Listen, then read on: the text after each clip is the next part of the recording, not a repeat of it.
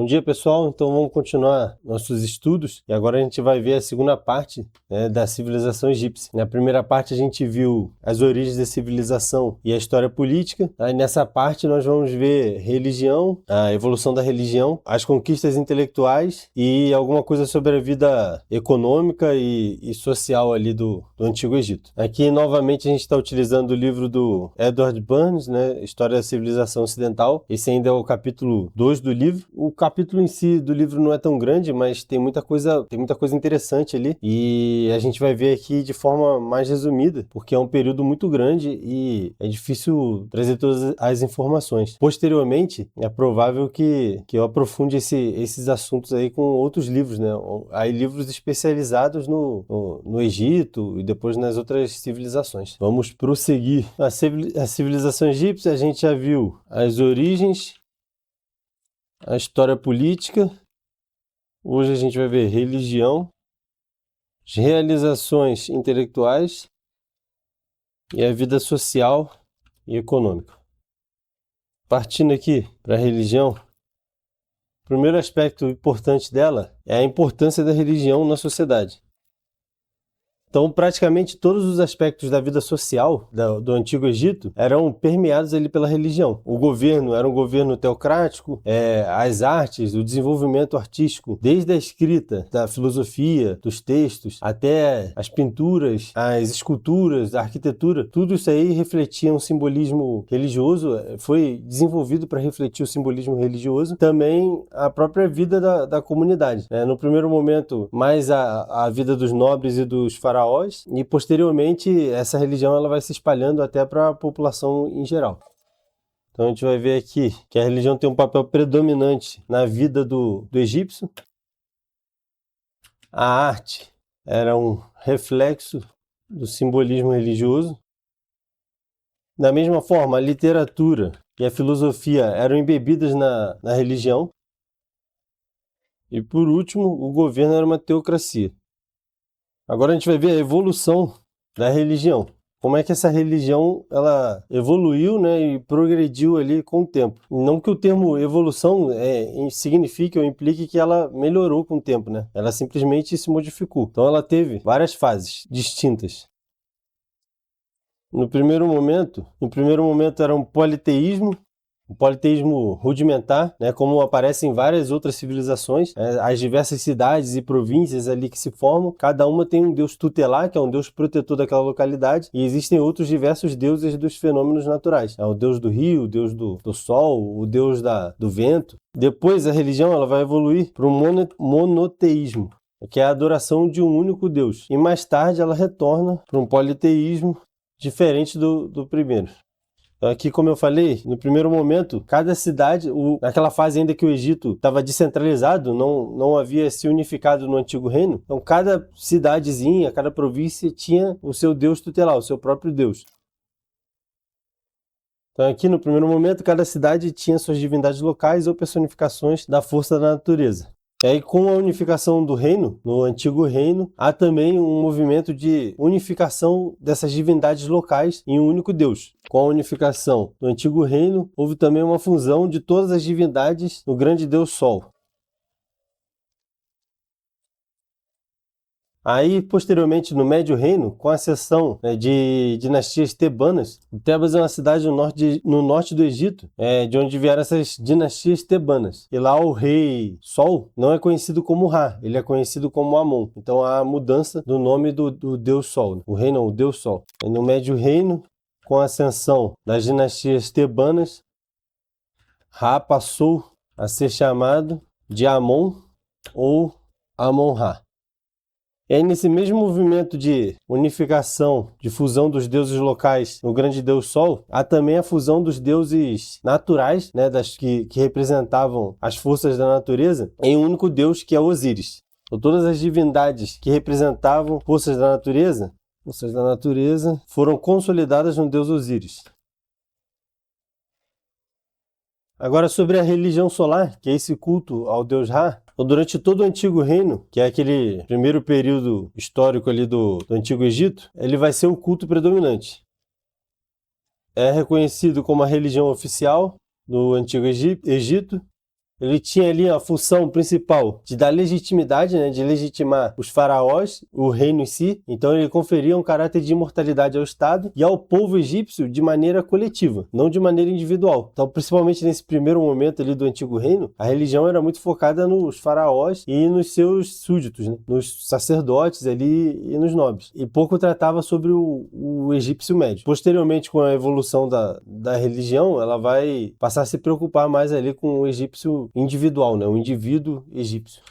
Então, ela conferia imortalidade ao reino e ao povo coletivamente.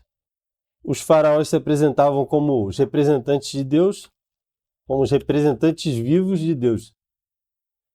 E aí agora a gente vai falar um pouco do Deus em si, que nesse primeiro momento é conhecido como Ra, que é o Deus do Sol. Ele também é o Deus da justiça e da retidão. Então a figura do Deus Ra que vai dar um caráter ético e vai consolidar a moral dessa sociedade.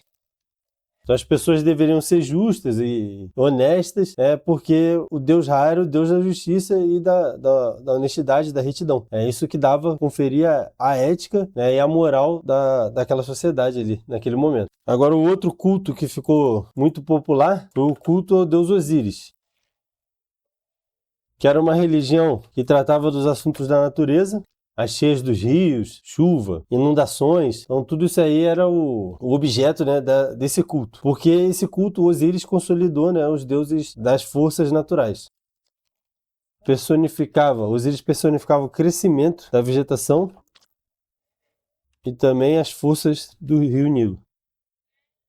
E Osíris tem uma lenda interessante. Essa lenda de Osíris que vai ajudar a popularizar o seu culto. Então, no primeiro momento, Osíris era considerado um guia da população. Ele era um deus que guiava a população, ensinava a população a plantar, a cultivar o solo, a fazer artesanatos. E aí, com essa sabedoria dele, por essa sabedoria, ele passou a ser considerado o rei daquela população. Só que em um momento, Osíris é morto por seu irmão Sete, né, que tem inveja ali dele, né, e vai matar Osíris e vai cortar seu corpo em vários pedaços e espalhar os pedaços, né, do seu corpo. Osíris é morto por Sete, que é seu irmão. Seu corpo é feito em pedaços que são espalhados por vários locais. Depois disso, a esposa de Osíris, que é Ísis, ela era muito fiel e ela vai sair em uma jornada em busca dos pedaços de Osíris. Então Ísis, esposa de Osíris, vai sair em uma jornada para reunir seus pedaços do seu corpo. E aí Ísis vai conseguir reunir quase todos os pedaços, né? Só uma parte do corpo que ela não consegue reunir, que são os seus órgãos genitais, e ela substitui por uma planta, pelo caule de uma planta, e consegue, de alguma maneira, reviver o Osíris. Então Osíris vai ressuscitar, né, pelo esforço ali da sua esposa Ísis. Ísis consegue reunir e lhe devolve a vida. Depois disso, os dois têm um filho. Depois que é ressuscitado, Osíris e Ísis têm um filho que chama Horus.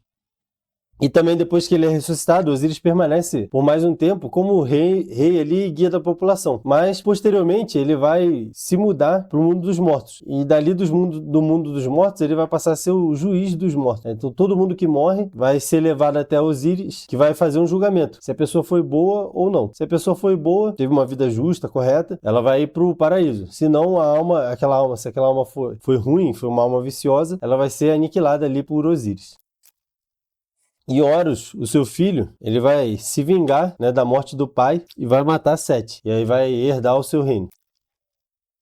Essa lenda de Osíris, como ela tem vários aspectos terrenos, né, humanos, nela, que é o assassinato, né, a lealdade da esposa e do filho, a ressurreição, que não é tão terreno assim, né, mas ela toca muito no subconsciente ali das pessoas, porque dá uma promessa de algum futuro depois da morte. Esse culto ele vai se difundir muito rápido no Egito entre a população, tá? Vai se tornar um culto muito popular. Então esses dois cultos eles vão ser cultos bem populares e eles vão funcionar meio que juntos, né? Tanto o culto solar ali, o culto ao deus Ra, quanto o culto de Osíris, né? Eles vão caminhar juntos ali como parte da religião egípcia. Essa religião ela vai atingir seu ápice no período ali do Médio Reino, que também é conhecido como o período de ouro ali do Egito. Ela se torna assim como o próprio reino se torna um reino mais social, mais preocupado com a população em si, ou a religião também, ela vai ser mais difundida e ela vai se preocupar mais com a população também, tá? Então é o período auge ali da religião. E aí, como todo o antigo Egito, né, com o início do Império, né, do último período histórico ali do antigo Egito,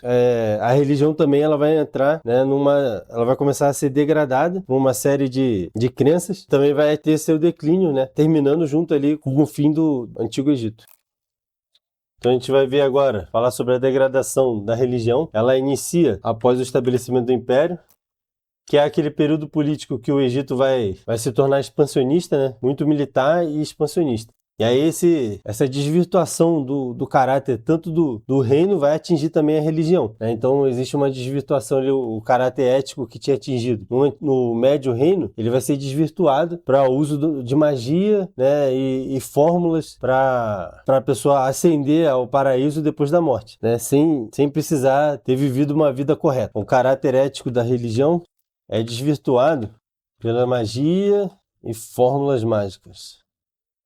Essas modificações da religião também vão aumentar o poder dos sacerdotes, que vão passar a se aproveitar dessa situação, né? Então instigando o terror nas massas, na população, e também vendendo, né, essas fórmulas e essas magias. Então os sacerdotes passavam a explorar o terror da população e a vender feitiços e fórmulas para facilitar o julgamento no reino dos mortos. Essas fórmulas que eles vendiam, na verdade, eram textos, né, que iam gravados, né, na tumba ali do falecido, ou iam gravados num pergaminho, né, no papiro, né, e eram colocados ali junto com a múmia. O conjunto dessas fórmulas mágicas, desses feitiços, né, reunidos, deu origem ao que a gente conhece como o Livro dos Mortos, né, que nunca foi um livro consolidado, e sim um conjunto de fórmulas mágicas vendidas ali pelos sacerdotes. E aí, com o avanço dessa degradação da religião e desses abusos dos sacerdotes, um dos faraós, que é o Amenhotep IV, ele vai tentar diminuir o poder dos sacerdotes, acabar com esses abusos. E para isso, como ele vê que a religião toda já está contaminada, ele vai acabar com a antiga religião, e vai criar um novo culto, né, que é o culto ao deus Atom. E Atom nada mais é do que o nome antigo do Sol. Então era como eles chamavam o Sol antigamente. Então é mais ou menos uma reformulação ali do culto de Ra, né, do Deus Sol. E aí essa religião nova fica conhecida como monoteísmo de Caton. Aton é o nome do deus, e esse faraó, Amenhotep IV, ele vai mudar o nome dele de Amenhotep para Ikaton. Buscando uma reforma completa da religião e reprimir abusos dos sacerdotes, o faraó Amenhotep IV... Então aqui, buscando uma reforma completa da religião e reprimir abusos dos sacerdotes, o faraó Amenhotep IV acabou com a antiga religião e fundou o culto a Aton. E essa reforma ela vai ser radical. Ele vai derrubar os templos da antiga religião, estátuas, ele vai buscar forçar ali realmente a mudança da religião. Aton era a antiga denominação do Sol, e aí não é do Deus Sol, é do astro, né? E aí, como forma também de mostrar essa posição dele, ele resolveu mudar o nome dele também, que era Amenhotep, que significa Amon repousa, né, que era uma referência ao deus Amon, que era o deus Sol também. Ele vai mudar para Ikaton, né, que é aquele que louva Aton. Então ele mudou seu nome de Amenhotep para Amon, de Amenhotep, que significava Amon repousa, para Ikanaton ou Akhenaton, que é aquele que louva Aton. Esses nomes Akhenaton, eu acho que em português, nos livros vem desse jeito. Eu achei assim na Wikipédia. Ele também mudou o nome da esposa dele, que é a famosa Nefertiti, que tem o busto que está lá no museu do francês, né? Que o imperialismo francês ali, durante o período que a França dominou o Egito, né? Eles roubaram várias peças de arte, né? E levaram para os museus na França. Aí hoje existe toda uma briga diplomática ali entre o Egito e a França, o Egito tentando fazer com que a França devolva, né, esses bens ali egípcios, né, que obviamente são egípcios, né, porque os franceses não criaram nada disso. Então, Atom era o único deus, não possuía forma humana ou animal. Isso aqui é uma mudança importante, né, para os antigos cultos, né, que todos os deuses eram representados com alguma forma ou humana ou animal. O próprio deus Ra ou Amon-Ra era uma forma humana com a cabeça de um falcão, e sobre a cabeça do falcão tinha sempre um círculo que eu acho que representava o sol. E os outros deuses também, Osíris da mesma forma. O Osíris tinha a forma humana, o filho dele, Horus, também era uma forma humana com a cabeça de falcão. Então é a primeira mudança ali para diferenciar dos antigos deuses, né? Então não possuía nem forma humana nem animal. Ele era apenas a forma dele eram os raios do sol. E ele passa a ser representado nos textos como um sol e os raios do sol. E aí outros dois conceitos importantes para o futuro, né? Que é a primeira vez que aparece numa religião consolidada. O Atom, ele não é deus só do Egito, mas de todo o universo. Então essa é a primeira vez que um deus é considerado, um único deus é considerado deus de todo o universo. E ele foi o criador de tudo. Isso a gente vai ver posteriormente em outras religiões também. E aí, por último, essa religião, ela fracassou, tá? Então, logo depois da morte do Akhenaton, ou Akhenaton, essa religião ela vai sucumbir e vai ser substituída novamente ali pela antiga religião, que era profundamente arraigada ali na população. O próprio filho dele, né, o próximo faraó, vai restabelecer a antiga religião. Pessoal, agora a gente vai ver as realizações intelectuais do Egito Antigo. Basicamente, houveram realizações expressivas em 3 áreas. A primeira é a filosofia. A segunda são as ciências, que a gente pode chamar das ciências naturais. E por último, na medicina. Então, sobre a filosofia. Primeiro, o caráter geral da filosofia egípcia, basicamente, era sobre 2 temas. O primeiro era a ética, que tem muita ligação com a religião, e o outro é a política, que também tem uma ligação grande com a religião, principalmente no primeiro momento, né? Que era uma religião... Na verdade, em todo o Antigo Egito, né, a religião ela dá a sustentação moral ali do Estado, né? Dos faraós, né? Os faraós são considerados filhos de Deus, né? Então a religião ela está dando a sustentação ali para o Estado. E aí temas que eram constantes ali da filosofia. O primeiro era sobre o universo. Os egípcios acreditavam que o universo era eterno. A primeira civilização, né, que vai ter essa reflexão sobre o universo. E aí outro tema constante eram os ciclos dos acontecimentos que se repetiam constantemente, associado a uma doutrina de causas e efeitos naturais. E isso aqui tem muito a ver, né, com aquela ideia dos egípcios. A ideia não, o fato da cheia previsível do rio Nilo, né, não constante, a cheia previsível e sempre muito regular, isso dava aos egípcios essa ideia de que a natureza ela era sempre regular também, e ela vivia de ciclos que estavam sempre se repetindo. Então vinha a cheia, inundava as terras, trazia a fertilidade do solo, eles iam plantar, crescia a vegetação, eles colhiam alimento e aí ficava um período de seca, que não tinha chuva. E aí, novamente, na outra estação, no próximo ano, vinha cheia, inundava as terras, trazia a fertilidade do solo, eles plantavam, o alimento crescia, eles colhiam, se alimentavam. Então, isso era um ciclo constante de acontecimentos que se repetiam. E na cabeça do egípcio, né, até na filosofia egípcia, o universo acontecia dessa forma.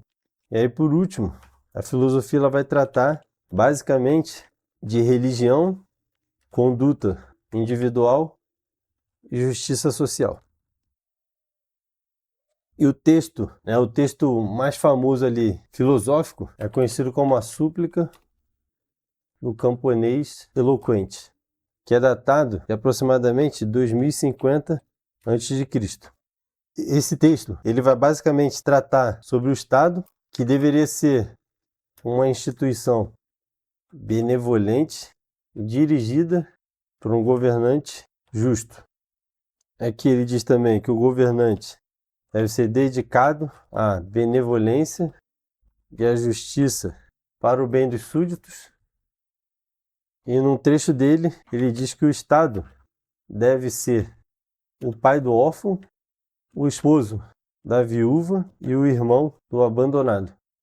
Isso é muito interessante, né? Porque é um texto de 2050 a.C., que tem aproximadamente tem mais de 4.000 anos, e ele já tem essa consciência, né, do papel do Estado na sociedade. O Estado ele está ali não só para regular as interações sociais, mas ele também está ali para apoiar aqueles mais necessitados, né? Isso é um papel fundamental do Estado. Todos os países que são países desenvolvidos, eles têm esse papel importante do Estado, né, de apoiar aqueles que mais necessitam, né? Hoje a gente tem correntes aí teóricas que tentam nos convencer do contrário, que o Estado tem que ser o mínimo possível ali, cada um por si, tá? Mas já há 4.000 anos atrás, lá no Egito, já se tinha uma ideia diferente disso. Prosseguindo agora para as ciências, eles basicamente se desenvolveram em 3 áreas de maneira mais relevante. Então, a primeira é na astronomia, a outra é na matemática e a terceira é na medicina. E aí das 3, a mais relevante, né, a mais desenvolvida foi a matemática. Sobre a astronomia, o que é interessante dizer é que eles não tratavam ela como cientistas puros, né? Eles não eram cientistas puros. A visão da astronomia para eles era muito ligada à religião e tinham pouca curiosidade ou interesse no funcionamento do universo. E aí, consequentemente, isso levou a progressos medíocres, né, na astronomia. Se comparado com outras civilizações antigas, progressos não foram tão grandes, mas eles tiveram alguns progressos. Então, o primeiro feito interessante, eles aperfeiçoaram um calendário baseado na estrela Sirius, que era a estrela mais brilhante do céu ali que eles viam, né, lá do Egito, e o aparecimento dela antecedia a cheia do Nilo. E aí por isso a importância de se ter um calendário baseado nessa estrela. Outro feito interessante, eles desenvolveram um calendário lunar, que não era tão preciso, mas permitia conhecer a sucessão de ritos religiosos. Então eles basicamente acompanhavam ali esse calendário lunar para saber em qual momento eles deveriam fazer qual rito religioso. Então, a matemática foi a área mais desenvolvida, a área intelectual mais desenvolvida, e esse desenvolvimento tem muita ligação com aquele problema da falta de chuvas. Então, o rio tinha água constantemente, toda a região não tinha chuva. Então, eles precisavam deslocar, através de canais de irrigação, essa água para os locais de plantação. Isso fez com que eles tivessem um desenvolvimento importante da matemática, para resolver esses problemas de nível, né, de deslocamento de abertura de valas. Então, eles tiveram que desenvolver bastante essa parte de cálculos matemáticos. Então, eles lançaram os fundamentos da aritmética e da geometria, que eles também conseguiram desenvolver bastante a geometria, principalmente por conta da arquitetura, e dos projetos ali de construção das grandes pirâmides.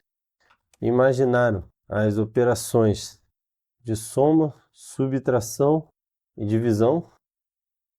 Inventaram um sistema decimal, que não é o mesmo que a gente utiliza, mas era um sistema diferente, também com 9 símbolos e mais um símbolo de adição, e tinham grande precisão para o cálculo de áreas geométricas. Aqui, por outro lado, eles não inventaram um método de multiplicação, eles faziam, na verdade, um método de somas em sequência, não tinham um símbolo para o zero. Representar o zero de alguma forma é um sinal de evolução matemática, e tinham dificuldades com frações. Já na medicina, da mesma forma que a astronomia, a medicina também ela era corrompida de certa forma pela religião e pela superstição. Então tinha muita interferência de magia e rituais, na medicina.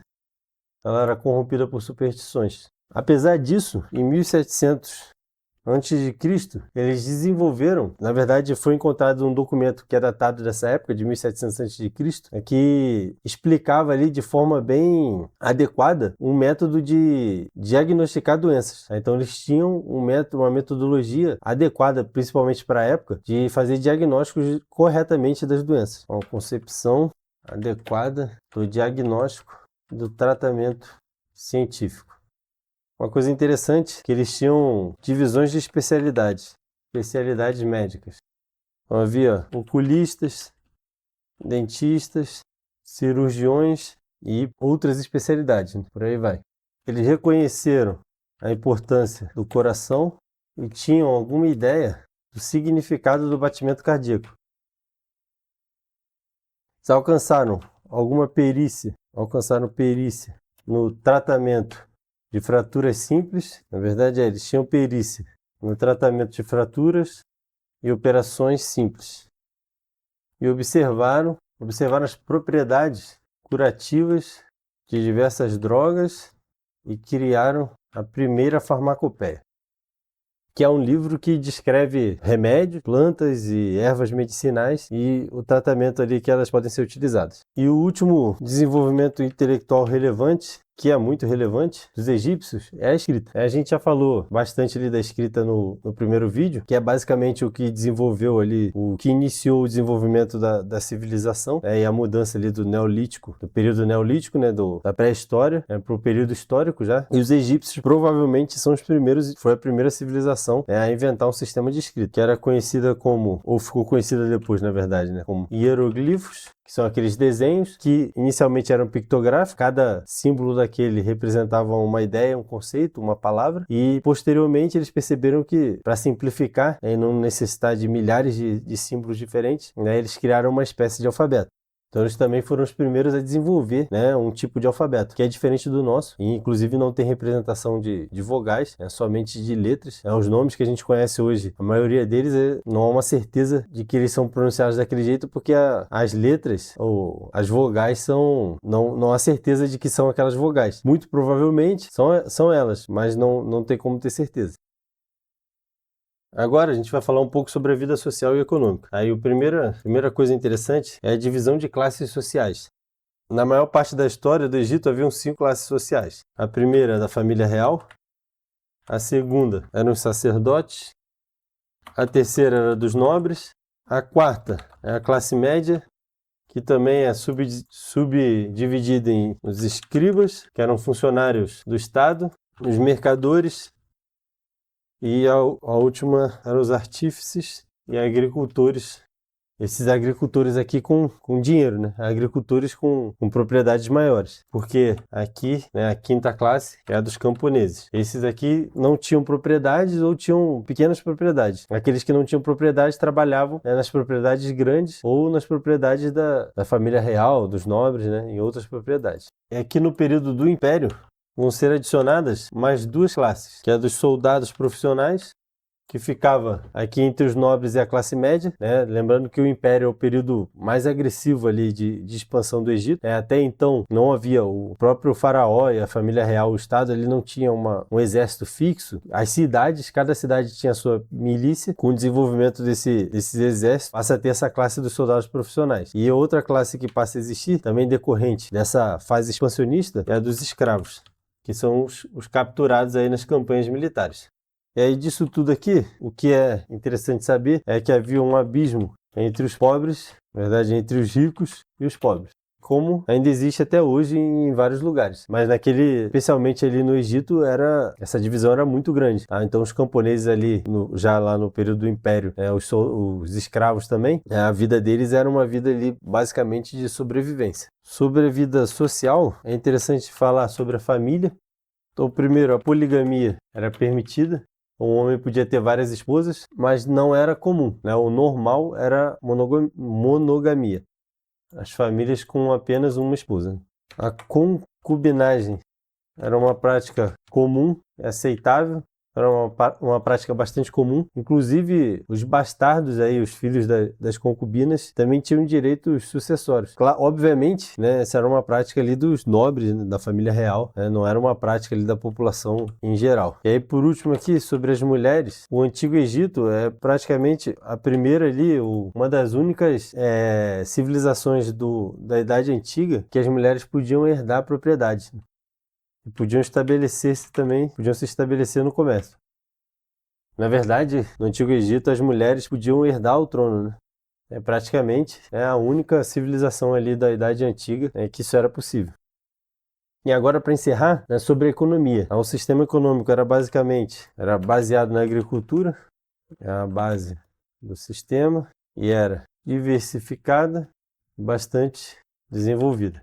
Vale lembrar que essa região do Vale do Nilo era uma região de extrema fertilidade, né? Como tinha constantemente as cheias do rio, e o rio ia trazendo sedimentos ali de uma área extensa, né? Por milhares e milhares de anos, com a cheia transbordando esses sedimentos, esses nutrientes para o solo. Então o livro fala inclusive de fertilidade infinita. E essa diversidade ali, eles tinham várias culturas, né? Dos cereais, frutas e legumes, né? Então criavam trigo, cevada, panço, que é um grão também parecido com trigo, né? Dá no mato. Hoje a gente usa para alimentar pássaro. Legumes, frutas. E aqui uma cultura importante que depois vai servir de exportação é do linho e algodão. Isso aqui vai permitir com que os egípcios, né, desenvolvam uma indústria têxtil e depois vai servir como exportação também. E aqui também há o desenvolvimento do comércio. Aqui, especialmente após 2000 a.C., quando esse comércio passa a ganhar uma expressão importante, comércio florescente. Bom, então vai ser um comércio que vai se desenvolver com outras cidades, né? Que é Creta, que é a ilha da Grécia. E ali a gente vai ver em outro vídeo que há o desenvolvimento de uma outra civilização ali, que agora eu não vou me lembrar o nome, não me lembro se é minoica. É o início do desenvolvimento das civilizações do Egeu ali, as civilizações gregas. Também começa com a Fenícia, com a Palestina e com a Síria. Isso é interessante porque eu não tinha essa ideia também de que há tanto tempo, né, 4.000 anos atrás, essas cidades e essas antigas civilizações eram tão interconectadas. Eu vi isso recentemente em um vídeo do canal Estranha História, ele falando sobre isso, né, que é diversos indícios, né, sobre essa relação constante entre essas civilizações antigas, né, essas cidades desenvolvidas, né, da antiguidade. Tem um rei que compra um presente de um lugar e dá para outro rei, né, existe uma constante troca ali de cultura, né, e de presentes também. Esse comércio também ele vai se desenvolver também depois de encontrarem minas de ouro na região da Líbia. O Egito passa a ser um exportador de ouro nesse momento. Aqui, ó, vou puxar a seta por aqui. Os artigos da exportação, os principais, eram ouro, trigo, tecidos de linho e a cerâmica. E aqui, a importação, né, os egípcios importavam prata, marfim e madeira. Como não tinha muita árvore, né, eles precisavam importar madeira para as construções. Bom, pessoal, basicamente é isso, né? É importante dizer também sobre o sistema econômico que ele era baseado num sistema coletivista. Os grandes proprietários, né, o Estado era o proprietário da maior parte do que se pode considerar a indústria, né, e das grandes produções, e as pessoas ali, aquela última classe social, né, os camponeses, eles trabalhavam, né, para o Estado nessas indústrias ou basicamente nos campos, né? Então trabalhavam ali na agricultura, né, para algum senhor de terras, né, seja um nobre, a família real, ou até um daqueles agricultores ali da classe média. Tá? No geral, a boa parte, né, a grande maioria da população era de camponeses. Já viu bastante coisa, né, tá bastante tenso aí, bastante rico nesses dois vídeos. Obviamente é tudo bem resumido, porque como eu falei ali no primeiro vídeo, são 2.000, quase 3.000 anos de história compilados ali em dois vídeos. Então fica difícil de ser muito detalhista. E também o próprio livro é um capítulo do livro, também é bem resumido. Isso me despertou interesse, então, e provavelmente no futuro ali eu vou conseguir mais livros exclusivamente sobre o tema, né, sobre o Egito, e aí eu trago outros vídeos aí, né, aprofundando os aspectos esses aspectos aí, tanto da economia, da religião, né, da história política, né, que são os aspectos ali mais interessantes aqui pro canal, né? História política, religião e economia, tá bom? Muito obrigado aí por acompanhar, tá? Se vocês estão gostando desses vídeos, eu peço para vocês deixarem ali um comentário de dúvida, tiverem alguma dúvida ou algum vídeo, algum tema que vocês achem interessante, né? E quem puder também, deixa o like e se inscreve, né? A gente já passou de 30 inscritos, passou muito já o objetivo desse mês aí, meu objetivo era chegar a 20, já chegamos, nesse momento a gente está com 32 inscritos, o que é recompensador, tá? Então eu agradeço a quem está se inscrevendo aí, né? E quem gostou aí, deixa o like. Valeu, até o próximo vídeo.